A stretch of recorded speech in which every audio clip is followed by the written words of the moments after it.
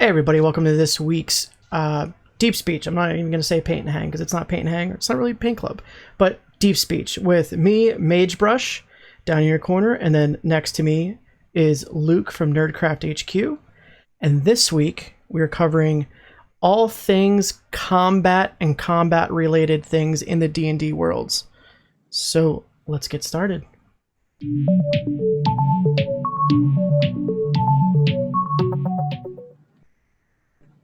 So if you're already on this channel, rather not on us, please hit subscribe and the little bell. That way you're alerted for when we go live.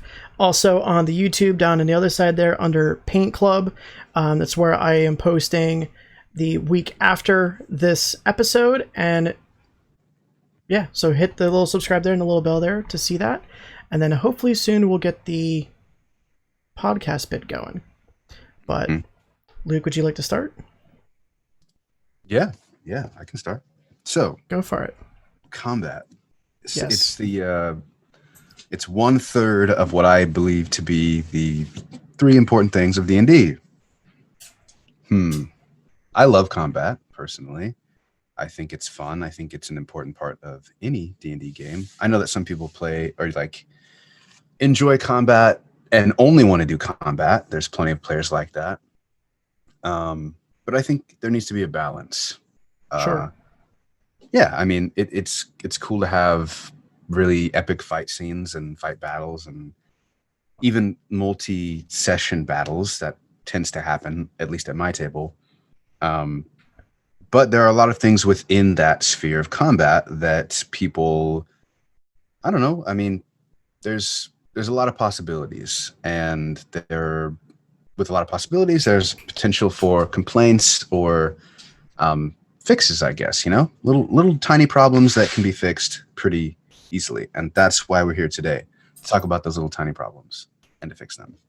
So I don't know if I've had combat that's lasted multiple sessions. Oh, really? Maybe that's a me problem. No, I mean, that sounds amazingly epic. I don't know if I've ever been in that epic of a battle. I've definitely been in a battle where the entire session was combat from the beginning. Like, basically the last session stopped right before we rolled initiative, and then the next session was a couple of hours of just combat. I've definitely had that, but I don't know. Yeah, I mean, I've ran combat that lasted multiple sessions, but at the same time, and we'll get into this because there's some like questions that pertain to it, but it's not always just your turn, my turn, back and forth. Like there's like cinematic areas, there's narrative, like lore, I guess, dumps, for lack of a better term. Sure. There are other things that help move the combat along, but technically the combat, you never exit out of combat. You keep your same initiative order because, right, it's just the flow of things. Sure. But yeah, so there's a lot of in-betweens that can make the combat last a decent amount of time. So speaking of initiative and the flow, how do you at your table handle initiative? Like, how do you go about that? Because like, I know a way that I read that I do a couple little tricks to speed it up at my table, because that's one complaint that I've heard and read from players in the past, where it's like, oh, you get this super narrative thing going and you're really immersed into everything, and then everything stops cold by everything rolling initiative, which is necessary, unless you're going to talk to your players and be like, yo, we're never going to roll initiative, we're just going to go clockwise or whatever, which seems weird to me. But like, initiative rolling is a necessary thing. So like, how do you handle it? Maybe it's the same the way that I'm going to talk about, but I'm just curious. It depends a little tiny bit. So sometimes there will be certain party members leading the way toward like an impending combat. Sure. And therefore they will start the initiative just because they're up front, right? They're closest. It makes the most sense.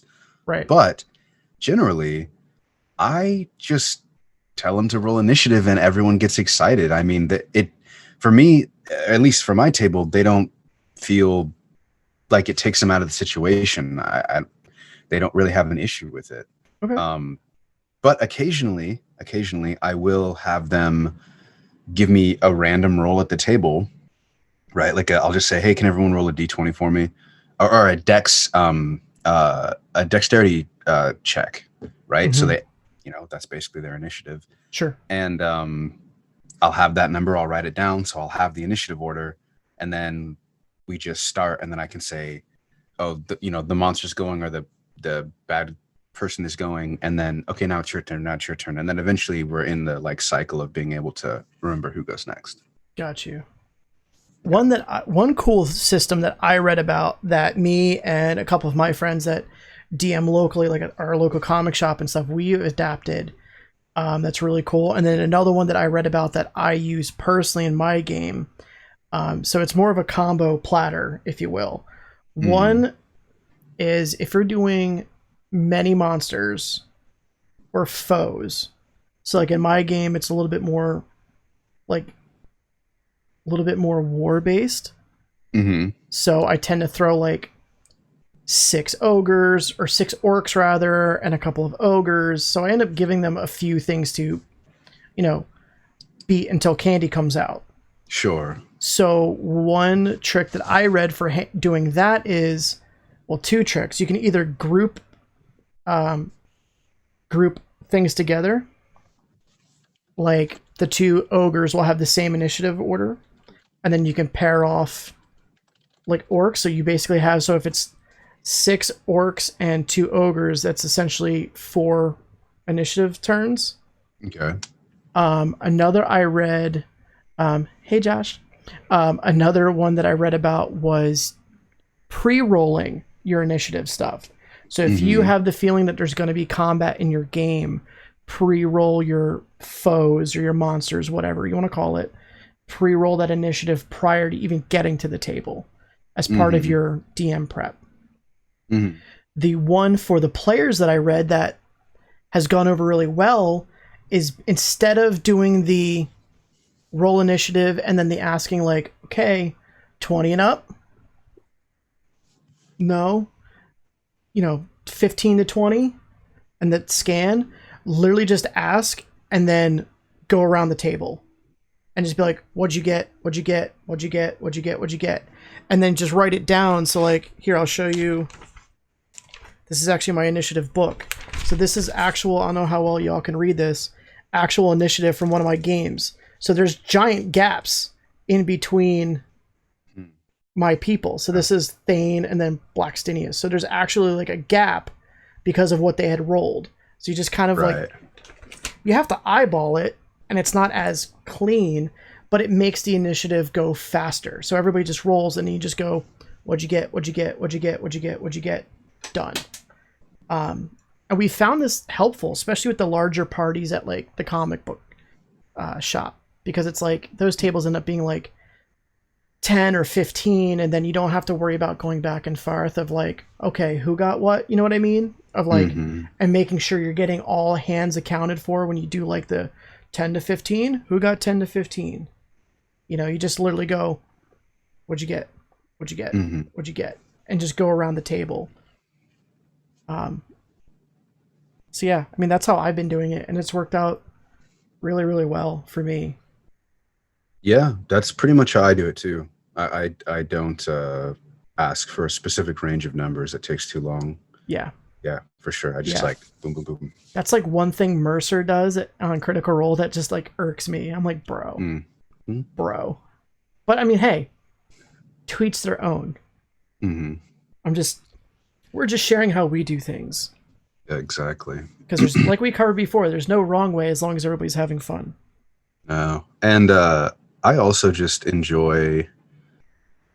So I hear what you're saying about pre-rolling for the monsters, but if we're like going along and they're creeping through like a cavern or something, and everyone's kind of on edge already, and I ask everyone to roll a dexterity check, they're not going to think that. They're going to think something's going on, right? But chances are I'm going to ask them to do that a couple of minutes, if not 5 or 10 minutes before the combat happens. At the same time, I'm going to also roll the initiative for the monsters, and I always group monsters. If it's more than one, they're on the same initiative roll. I just like it that way. It's just easier for me. Yep. Unless there's like 20 or something. I don't know. It's hard, then I'll break it up because I don't want 20 attacks happening at once. I'll break it up into 2 groups of 10 or whatever. Sure. But you get what I'm saying. Usually it's not that many. Right. So yeah. And then everyone's initiative is ready. It's written down. It's good to go. And then we can just hop into combat pretty easily. But yeah, I mean, like rolling ahead of time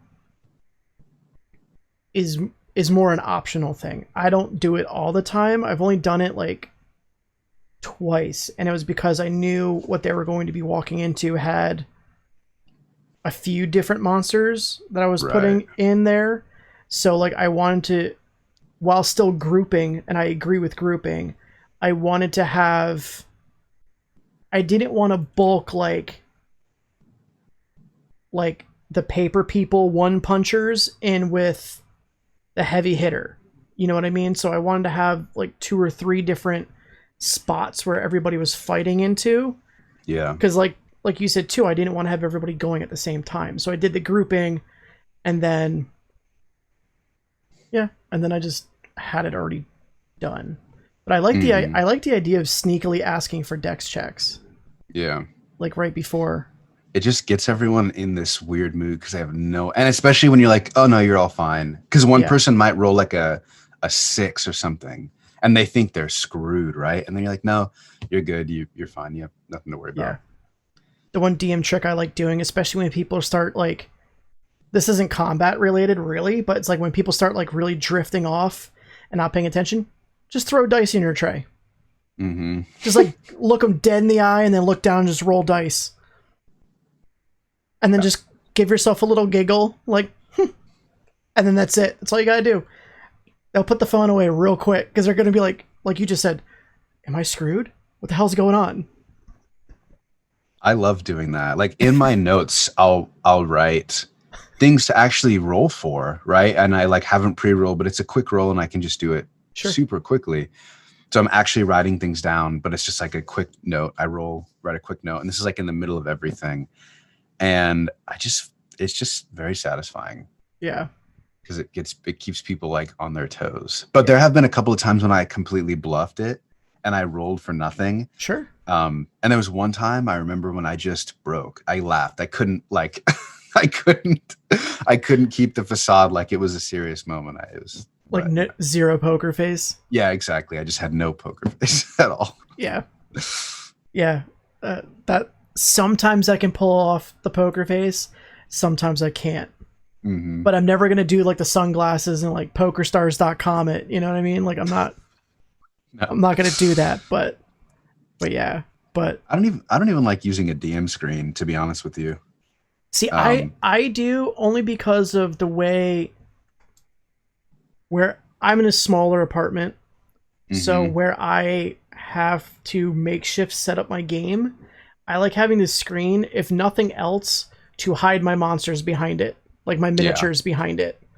I do have one of those like 3-tiered carts on wheels that from like IKEA. I know I'm super fancy, bro. From IKEA that are like $20. And I try to keep like some reference books in there. Like we were talking in one episode, I have a few books that are just random tables. I have like those in one tray. I have like I found this really cool like laser etched acrylic like chart for spells, for measuring spells out. That sounds cool. Yeah, I want one. It was like $12 on Amazon, and I'm like, this is the best $12 ever, because it's all marked out for like a cone. It's as big as a fireball. It's gorgeous. I'll try to send you the link later. Please do. Or if anybody who's watching wants the link, hit me up right here and bug me. Be like, yo, what was that spell chart thing? It was on Amazon. If you search it, it'll show up, like acrylic spell chart. It'll show up. It was like $12. But so like, and then on one of the like drawers, I put my miniatures, but then people can see them. Mm-hmm. So I tend to just leave a lot of the terrain stuff in there. Like I have little like crates and boulders and tree stumps and whatever I try to keep in there. And like the monsters that are going to be like the that like, oh shit, we're gonna die moment, those I try to hide behind my DM screen. But otherwise, I wouldn't really use one either. Yeah. And so I got a dice rolling tower from Nerdwood Designs. Josh over at Nerdwood Designs made it, and it's great, and I love it because it's enough to just like keep the dice, just out of view, and I'm not like a super secretive DM necessarily, but right. I do roll publicly a lot, but I do like to, some rolls I like to keep, hidden just for the sake of, just because I can, because I want to. Now, do you use the tower because your players want to know that there's zero bias with those rolls? Nah, I just think the tower's convenient to roll and to hide it. I literally just have to drop it in the top, I don't even have to like, Fair. I just drop it and then it's there. It just seemed like the best of kind of both worlds, and it's nice and compact, so I don't have to like. I like the idea of a tower. I haven't, and I'm like an aspiring dice dragon, and I still just can't get into a tower. I love really nice trays. Ooh, yeah, it's pretty nice. The contrast of wood is gorgeous. Yeah. Josh wrote in the chat. He wrote, I've got a fishing tackle box with me when I DM, full of minis and scatter train. Yeah, I like that. That's a really good idea too, is a tackle box. If I'm going out to like the comic shop, I actually grabbed. It's basically like a Pelican case, but I think the brand is Apache. It's at Harbor Freight, and it's literally just pluck and pull foam. Yeah, I love that stuff. And I've pulled out the foam to be 1-inch squares, 2-inch squares, 3-inch squares. And then and then more or less like a tray shaped. So I can just literally, I'm neurotic, and I don't want my minis to like bash into each other and chip the paint. That's why I do it that way. Hey man, that's pretty reasonable. You spend a lot of time painting them. You don't want them to. I'm super proud of the big case. I bought the biggest one they have, and it was 2 tiers of the pluck and pull foam. Wow. And I made so it's 2 tiers, but there was nothing separating the tiers because it's made to put something like bigger into, like, I don't know, something bigger. And so what I did was I took my dad happened to be redoing his kitchen at the time. So I took a drawer apart and took the Formica or the FDM or whatever the hell that wood is, that fake wood on the drawer. Took that out and cut it to fit in, took the foam out and drew a shape on it, and then cut it down, and then drilled 2 holes and put cabinet poles on it. So it's literally like a tray that can lift out. And then so now the one level of pluck and pull sits on the top, and then that goes over the other level of pluck and pull. And I went the extra mile and went to like, I think Michael's, and got adhesive foam and put it on both sides. So the tops and the bottoms and the minis don't get messed up when you put the tray in. So it can really like pull a little tray out of the box. And that's very clever. Yeah. It's way over engineered. That's okay. I'd either be praised or fired from a German company. I fired, honestly. But I do. I mean, I'm an over-engineer too. Like, das is beautiful, but get out.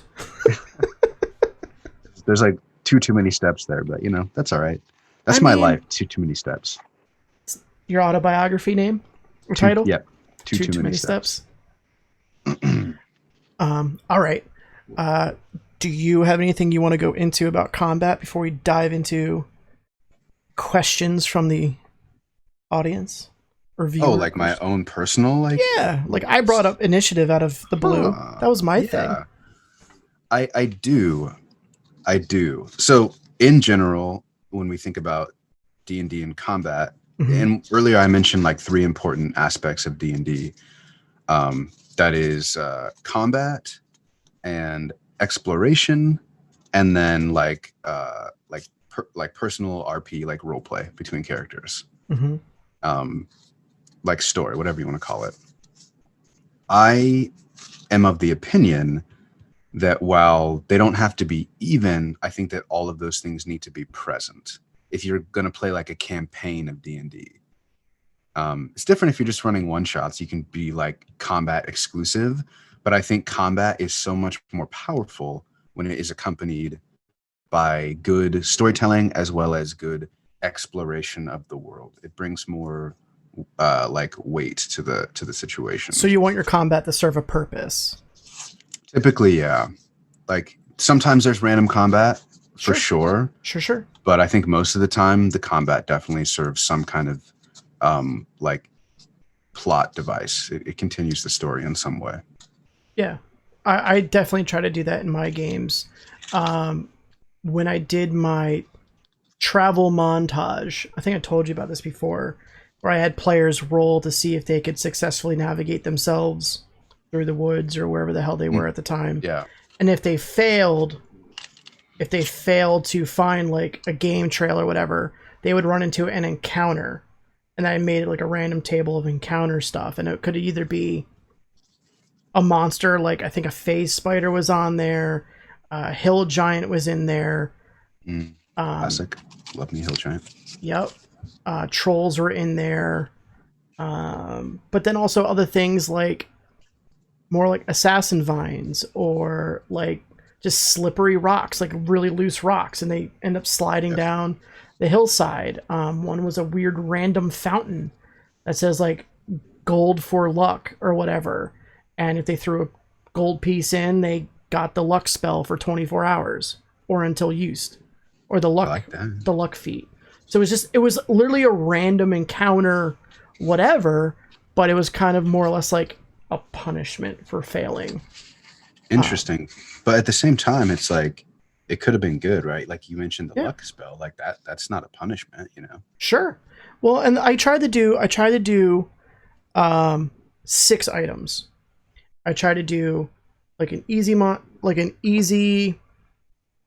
don't want to keep saying monster because like not everything's a monster, but like encounter.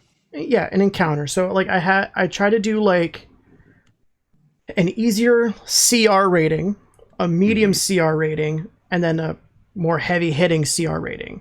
And then I tried to do like a natural encounter, like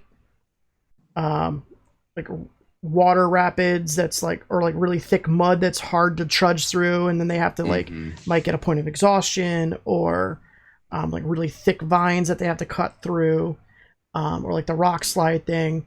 And then I tried to do something that was more like a morality choice, like an injured adventurer that's on the side of the road starving and hurt. And then I tried to do stuff like the well, and then whatever it rolled, and I just rolled a d6 and was like, whatever happens happens. That's how I did my... It's brave. Why is that brave? I don't know. It could lead anywhere, really. Well, I mean, for me, it was more or less the illusion of choice, because it was like, no matter how bad they messed up, they'd still end up in the general area. Right. It's more or less like, there's a highway over there, but instead we're going to take the woods through here and try to figure out driving through walking through the woods instead of the highway and the bus stop that's like 10 feet over there. Yeah, they want the scenic route. Yeah, so I mean, either way, they end up where they were going, and they had that illusion of choice. It just, if you went off the beaten path, you had to possibly get beaten up. Fair. That's fair. But otherwise, combat I try to keep to more storyline. Like the city they went into had a bunch of stuff going missing, including people, and there was an occult that's hiding out on the other side of the town that they had to go fight. And then the occult was trying to frame the new people in town, which was the party. So it became a little interesting. But yeah. So you got a bunch of questions this time from things. I got one question. I just had it. So This is actually Josh's question because you're the only one that responded to my post. How do you keep combat interesting? Sometimes it can seem too long and drawn out. So you go first, Mister Two Session Combat Games. How do you keep that interesting over a long time? Maybe I don't always, but the way I try to, at least, kind of ties into some of the other answers to the questions that we got a little bit. Sure. So one question I got is, how do you keep turns short? And I think keeping turns short is a really important part of keeping actual combat, whatever it is, interesting. Agreed. Quick and it keeps interesting. So the way that I handle that with my players, this goes back to some definite early stage game plan talking, but it's really making sure that they are prepared with their characters. It's just about talking with them and letting them know that obviously we're going to have combat on average every few sessions, right? That's at least for my table. Right. So they just need to be prepared and know their characters really well, and ideally they will do that have that kind of discipline from the beginning. But eventually, I mean, we're level 6 now, so we've been playing for a while. They pretty well know their characters. So I would say keeping turns short is important. I'd mentioned earlier adding narrative into the combat. So instead of just saying, "Oh, it's my turn. I'm going to attack with my longsword, and then I'm going to move back 30 feet, and that's my turn." Like, that's efficient in terms of combat. But if you already know what you're going to do, that took me 6 seconds to say. If that. It's cool to add some flair if you know what you're doing. So once you know your character really well, it gives you a lot of room to breathe and a lot of space to be able to add a lot of cool narrative flair. And it allows for the DM to add flair without your turn still taking a long time. Right. I think... go ahead. No, I was going to say, on top of that, as to use your term, flair, another thing that I've tried to do in my combat and I've read to help keep people engaged is to have that flair from the DM side. So it's like, the roper just entangled your friend, just entangled Jim Bob, your cleric. What do you do now? Like, because it's just like kind of reiterates obviously what just happened, but it's kind of like addressing that immediacy, because it is like each round is like 6 seconds. Right. And it's all happening simultaneously. Right. I like that. And another thing that you can do for combat is, from a DM perspective, I always say I'm never trying to kill them. That's a half truth, right? Like, I set all my combats to be deadly. Like, according to the CR rating versus the players. I just do. To me, it's more fun that way. I do too. The risk is higher, and I think I've talked with my players, and they enjoy that kind of combat. I think my caveat to that would be it depends on the skill level of your players. In my game, I have 4 or 5. I think one just dropped out, so I think I'm at 4 now. Highly skilled players who've played for years, 3 of whom are also DMs. So it's very much okay for me to throw insanely too high CR monsters at them, knowing that they're going to kill it without a problem. Right. But if you have a bunch of newbies, don't do that. Another way to mitigate, because I don't think I ever throw anything too hard, but definitely like technically deadly according to the chart. But one way to mitigate that is to not have your intent be to just harm the players physically, right? Don't necessarily worry about taking their health points down. There's other ways to do that. You can trap them or incapacitate them in a way that doesn't hurt them, but makes the combat uneven, right? So it's all about having good, the word is evading me. It'll come to me, but it's all action economy. That's what it is. It's all about having good action economy. Right. So there's plenty of other ways to attack the players without taking their health points, So I think going that method is really cool and important to keeping things spicy. Of course, they're going to expect you to like attack them and take their hit points, but they're not going to expect you to make the caster like deaf or unable to speak, and then they no longer can cast a spell. You know? Okay. I've pre-warned it hasn't happened yet. This is me crossing my fingers because I want it to happen. I've told, because my game is very, very like war based, that one of the things I want to do in the game is get somebody incapacitated to the point where they are drug away and captured, like a straight up POW. So, because then it's like, then the battle turns from still fighting everybody else to prevent the other from being drawn away. And then if the other is able to successfully be drawn away, then it turns into a complete rescue encounter. Right. So like, how would you go about, and this is me asking to do the same thing, how would you go about like taking away speech or taking away sight?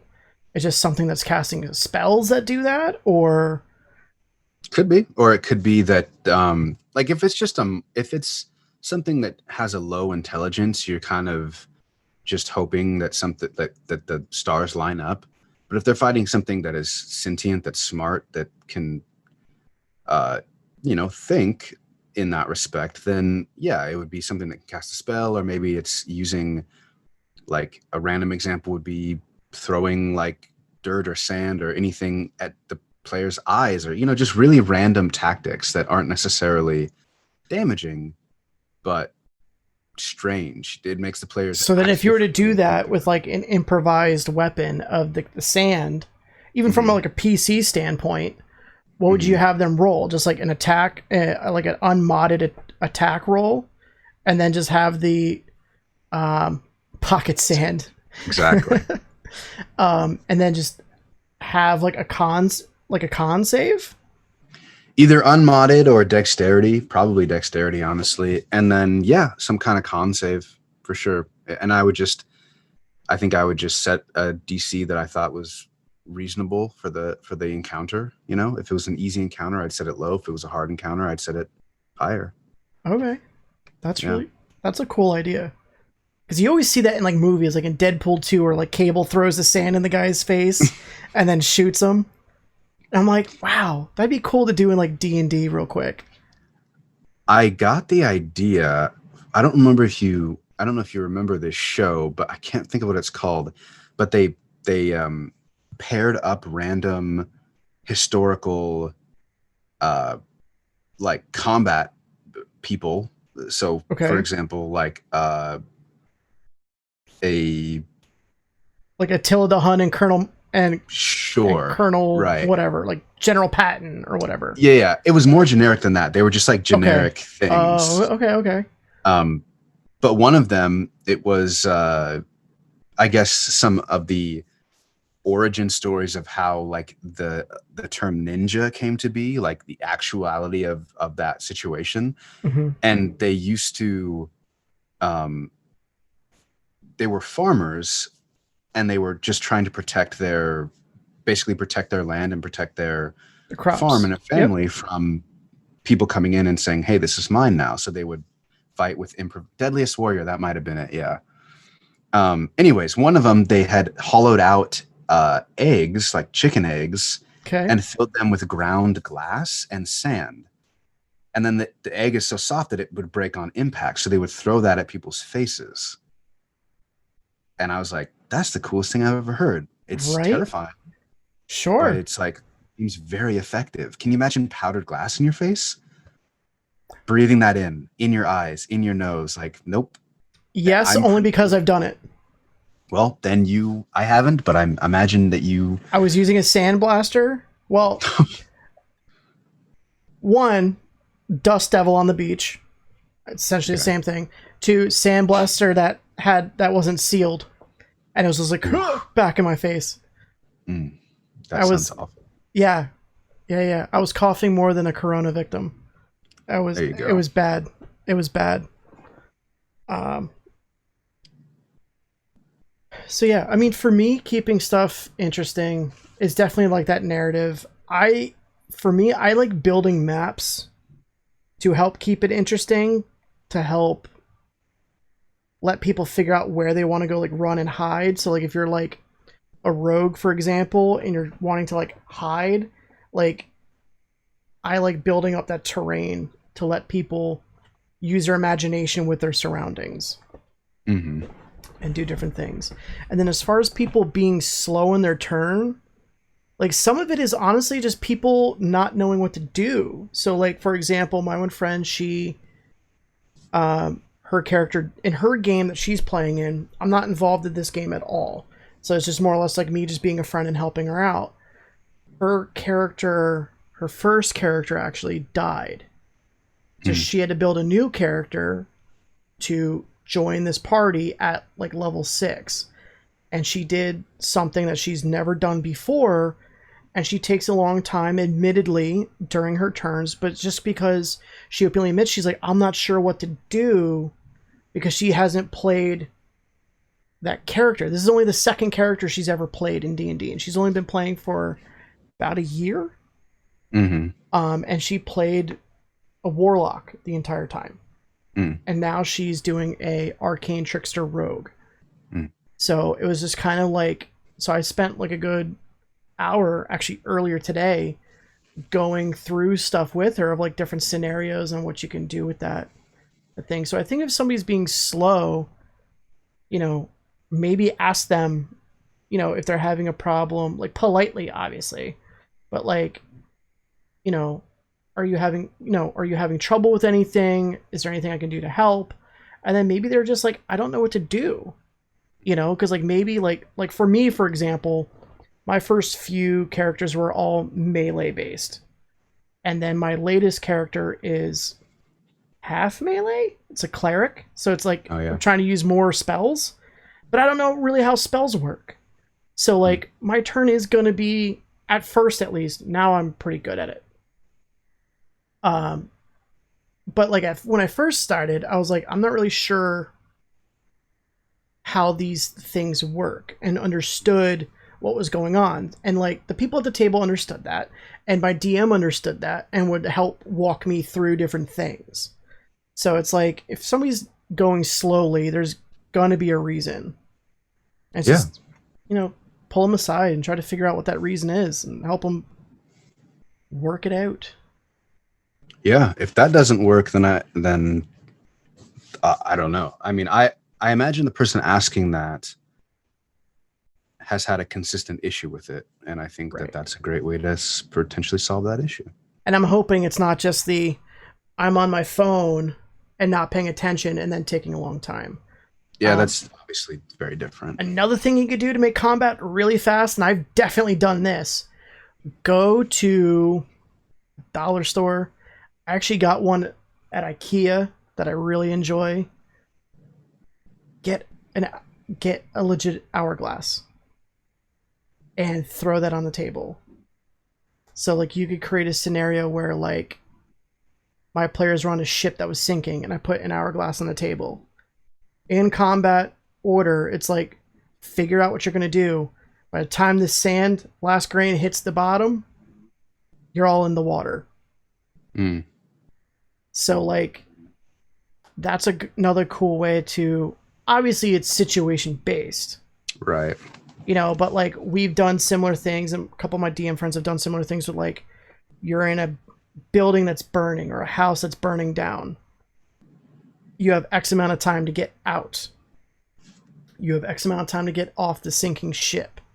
You know, the dungeon is collapsing, whatever. So, I mean, that's a good way to also keep it going.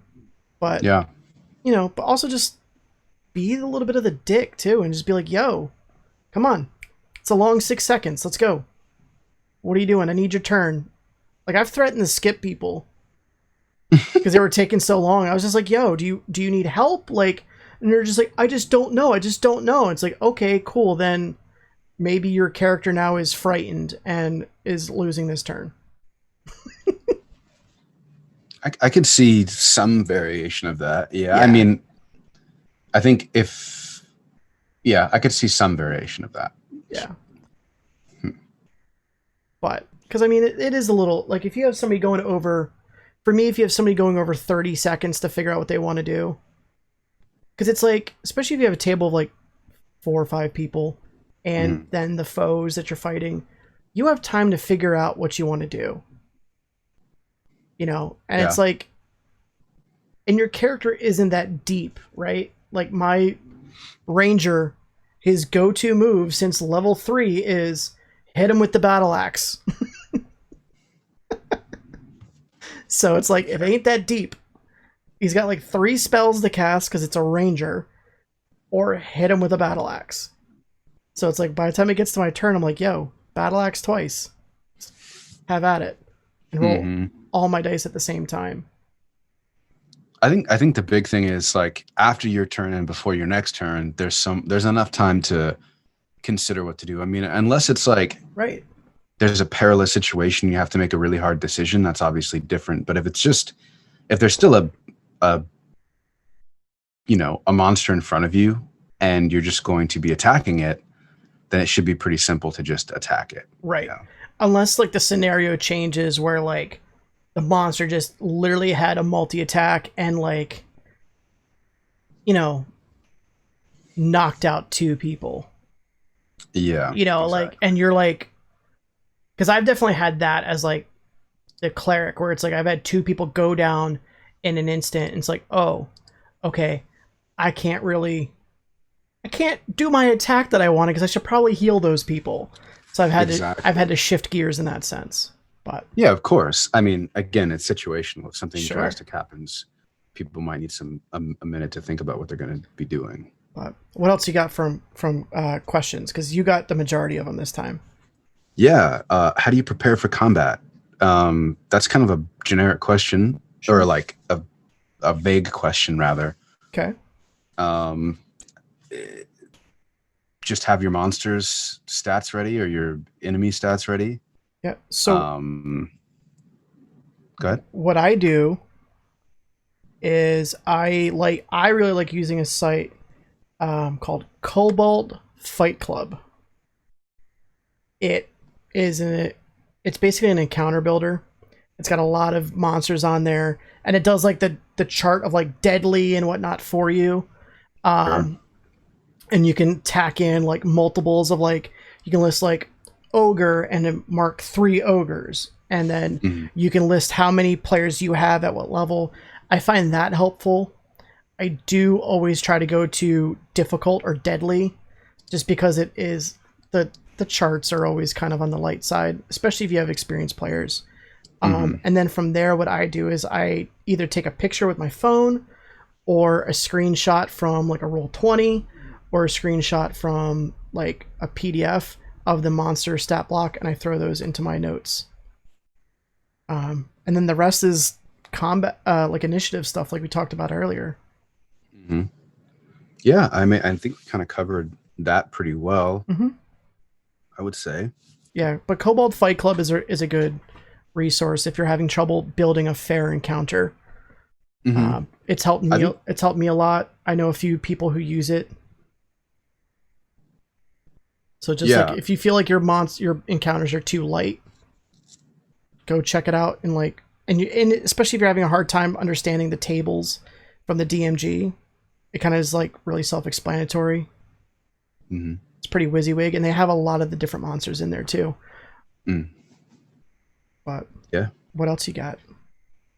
Kind of along the same lines is, how do you like beef up the encounters if you need to, for whatever reason? I guess that was just it. How do you beef up an encounter? An encounter or a monster?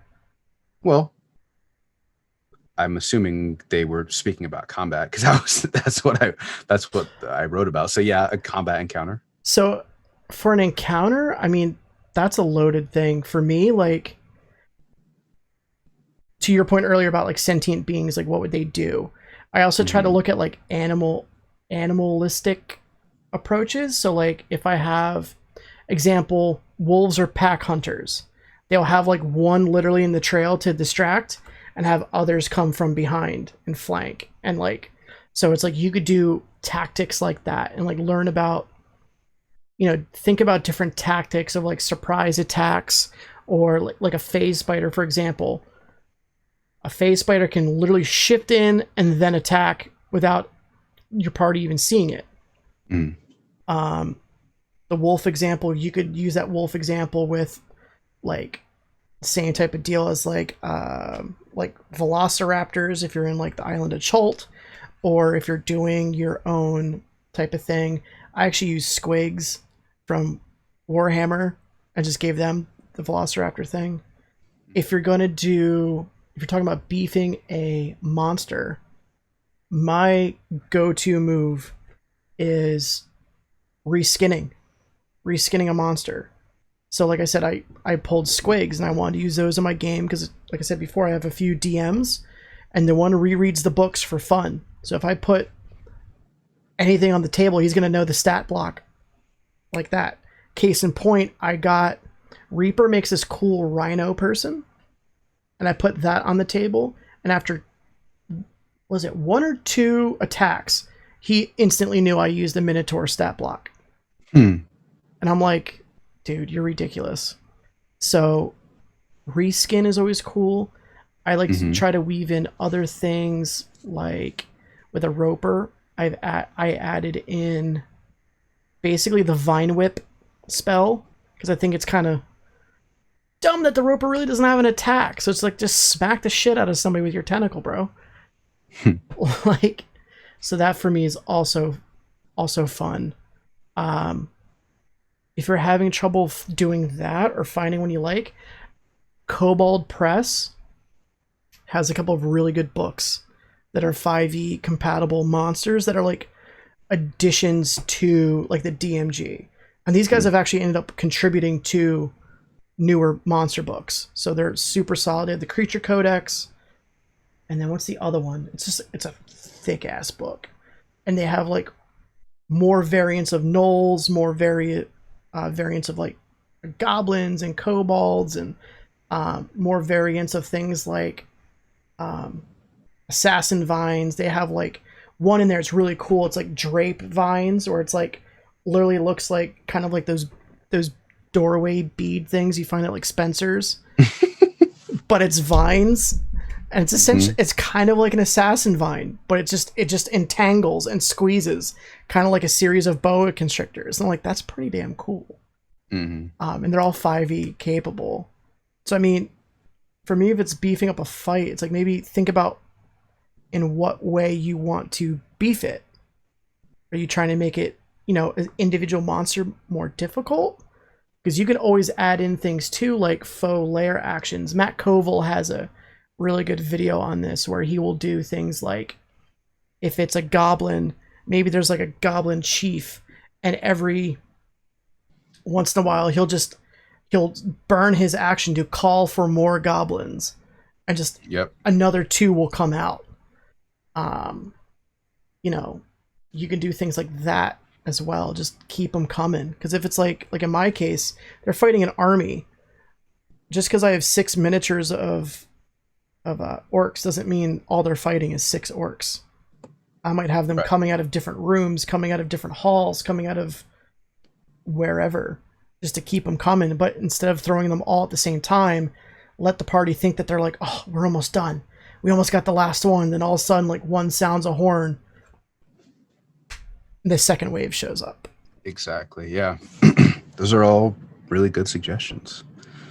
What would you do? I feel like you named everything that I would do, honestly. Sorry. No, it's good. It's a very comprehensive list of things you got going. I just wanted to touch on, I'll think about that, but I also want to touch on the opposite, because I think it's kind of fun to dumb down a monster. Oh, yeah. Not for the sake of tricking your players or anything, but for the sake of allowing them to fight a cool monster or a cool mini that you may have gotten or painted or won or whatever the case may be. But otherwise they wouldn't be able to fight. So like at, even at 5th level, they're not going to be fighting there's like a whole mess of monsters that just don't work for that, you know, that you wouldn't put them up against it. So the same thing goes. You could just reskin it, or just simply dumb it down. Start cutting some stats in half or 75% of the stat or whatever the case may be. Or remove a multi-attack and just leave it have one attack. Exactly. And then, you know, they still are able to fight this cool monster. You're still able to have that mini on the table. And then maybe they don't kill it and it goes away and it comes back full powered later on in the campaign. Right. Cool I actually did exactly this in like the second session or third session with a T-Rex. And these are like level 2 people. They have no business fighting a T-Rex. Nope.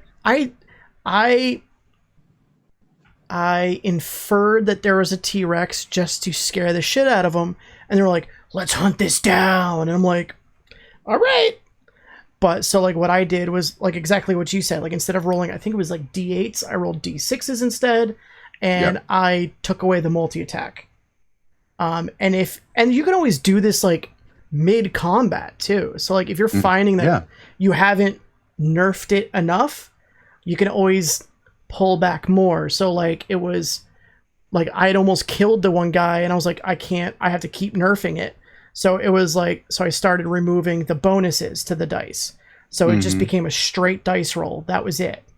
I wasn't adding whatever to it. You can also lower the AC a little bit, chop hit points out. There's a ton of stuff you could do to lighten up a monster. Yeah. And honestly, if you have a weird time justifying that to yourself for whatever reason, because I can imagine that might happen with people, just imagine that as far as combat's going, if it's one against a group of people, no matter how strong that one is, eventually they're going to get whittled down. Their senses are going to wear out. They just aren't going to be able to withstand all of that. So that could justify why their AC may be dropping. Well, and I think the whole thing too is like, keep in mind, and you touched on this earlier, the narrative. You know, what's the situation? Like I've definitely dumbed down monsters to the point where, so like when I was watching, I think it was Captain America Winter Soldier, some of the extras are talking about how Cap rolls through and has like one punch people. Like he'll one punch somebody. I've definitely done that. So because it makes the players feel really awesome. So like if it's like, you know, say there's a group of goblins or whatever, like as like the parade or what, that's not the right word, but like almost like escorting a larger monster, you know, like they're kind of like just pulling it in a crate, you know, kind of like a King Kong kind of a thing. You can burn through those goblins, make your players feel really awesome about themselves, because the real battle is not with those little one-shot players. So it's basically like the way I do those is I leave the regular AC and then I literally just put their hit points at 1. Like you hit them, they're done. I don't even care what your damage roll was. They're done.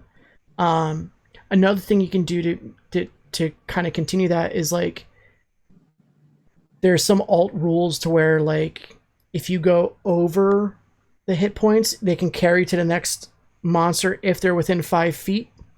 I think that's kind of a cool thing as well. Yeah, that's pretty neat sounding. But yeah, I mean, the whole thing's narrative. Like if it makes sense to, I've even dropped monsters early where like instead of being like, oh, they're clinging on by 1 hit point or 2 hit points, it's like, no, if it's the last dude and they're like fighting and it's like the last, I'm not gonna be like, nope, now the 3 of you have to roll death saves. I'm just going to end it and like knock those extra 2 off because it's a matter of a dice roll. You know what I mean? Like if it's like would have been the last blow and they rolled like a 2 on their dice, and if they had rolled a 3, the monster was dead, I'm just going to call the monster dead because it'll make them all feel great. They'll be like, oh, even with that crap roll, amazing. And they just feel great about themselves. And it's it's about having fun in that narrative. So it's like, in the end, is that 1 hit point really worth ruining a bit of a narrative and a cool moment? Nah, never. But never. We are approaching our hour. And well, that's the questions. Those are the questions. That was it. There were several repeat questions. Yeah. Yeah. Well then. Well, no, we covered that. Yeah, that's it. Covered what? Oh, just like a player taking too long. For some reason that stuck in my head, but we talked about that. Blow dart. Just eliminate them. Yeah. Then they don't have to worry about it anymore. Call upon like your personal inner demons to exit you and enter them and destroy their life. Yeah. Yeah. Total poltergeist moment. No, just do the poltergeist thing to roll the dice for them. There you go. But all right. Well, then if we've burned through everybody's questions, first, thank you everybody for submitting your questions. Yeah. Do you have any parting thoughts on combat? Parting tips? Something that we might not have covered that you really thought about? That's a good question. I think most importantly, aside from having fun, because that's our big thing. The combat should feel tense, but it shouldn't be dreadful. There's a difference. Right. There's tension, and then there's just not having fun. If your players are not having fun anymore, dial it back. Right. Yeah, that's it. Okay. I will go back to if you're being slow because you're not sure what to do, because it's like a new character or a new way of combat, either do some homework outside of the game. For example, my friend who just started playing an Arcane Trickster, I straight up told her, I was like, go watch Critical Role Season 2. Start at like episode 10, because she's kind of deeper in, because I think Sam Riegel does a really good job at playing an Arcane Trickster, and you can see an example of how that is played. I also was like, figure out how you want your character to be portrayed and how they would work in combat. And like you alluded to this earlier, you're a little bit of flair, like what is your character like? For example, a character that's now retired is a goblin barbarian, and at the very beginning of the campaign we were ambushed in the alley and all we had was makeshift weapons, and I had found a gardening trowel. I was like, cool, does it have a point on it? And I was told yes. I was like, sweet, I'm just gonna stab the shit out of this dude. And he's like, all right, cool. And I stabbed him and killed him. He's like, all right, next turn. And there was only like 4 dudes jumping us, and there was like a party of 5. So it's like everything else was handled. So I'm like, I'm just going to keep stabbing this dude. And it's like, he's dead. I'm like, great. I'm just going to keep stabbing. Just keep stabbing. Because that's how I wanted to portray my character. You know what I mean? So it's like, that's kind of what he would do in combat. So along with learning the mechanics, I would say figure out how you want your specific character to act in combat.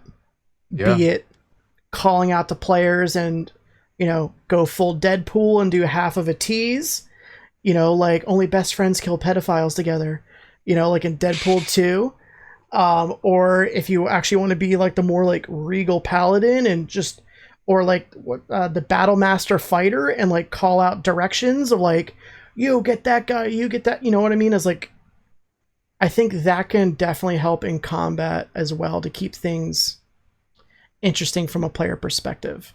And do the same thing from a DM perspective. Like, just because it's like an orc doesn't mean they're not doing different things. Like I said, like maybe they have a horn to call more in for backup.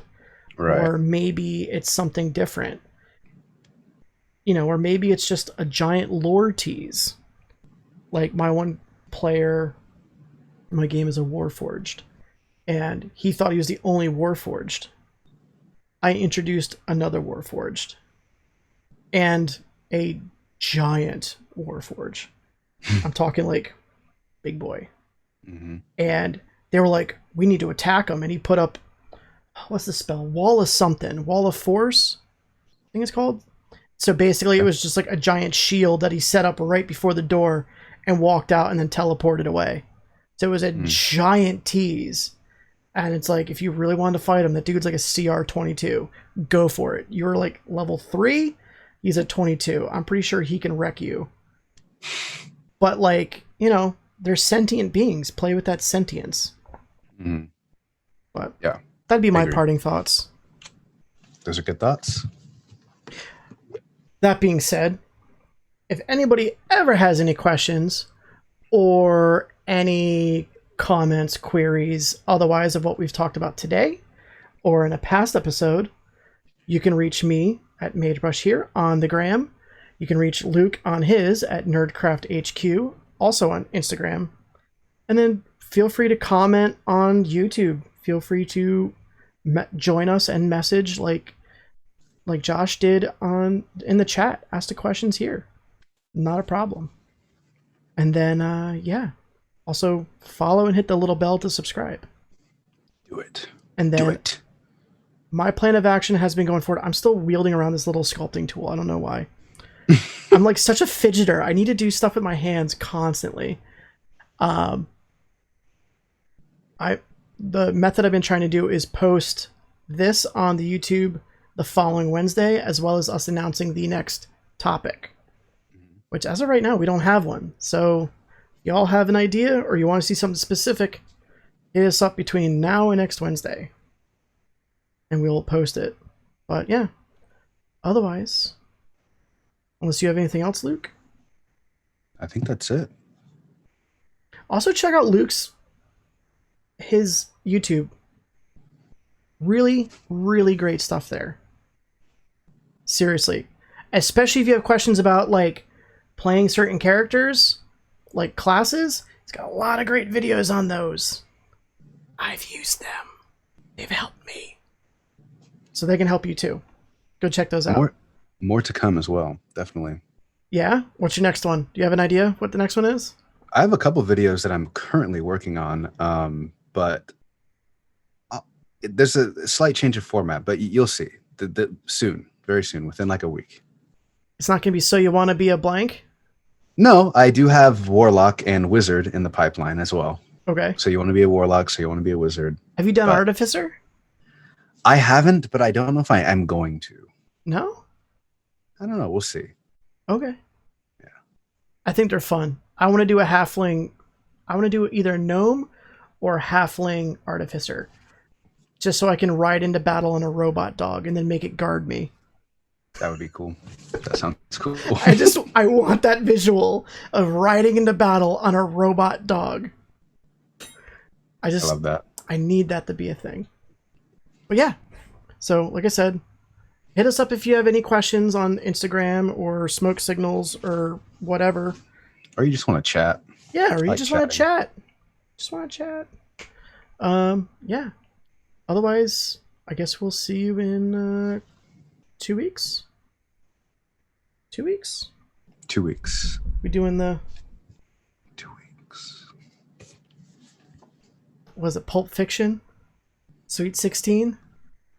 I mean, you know, couple possible references, but... All right. That's the one I know.